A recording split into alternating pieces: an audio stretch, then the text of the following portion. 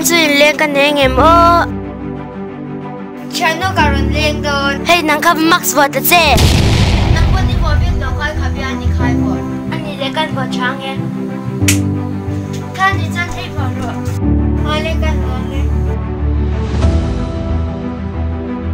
chỉ số tuần lại chân chân đi xem mẹ lên chân đi cái xem mẹ đâu mà Chen đâu hồi cái điều ê Chen đi đâu lên rồi mà đi bác sĩ đi đâu kia cũng mày Iya, tulay. Maxi walau mà Max walau pangit mo, info tulay. Rosie ka tiang sa virus si Kai bet hidio. Kakay o yung may ano. Rosie, ako lo puta.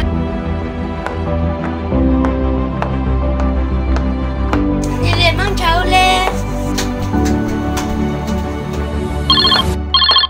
Oh hello. Chanuro si ka virus bangin at hiya Mo maksa vợ về lo vangan ni che chu.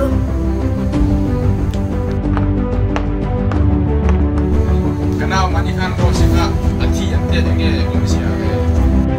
Ya maksa vợ về. Hey kanao Max ko hi apoy mo Max ko lo den le ay may lo dur Max apoy mo hey ko lo mela Max ju mo ka ro umrenga. Chuan para si kan kal de lenga ni ni shin chungin khoi mun ka kalila Maxi wa sham sham oh now Ode.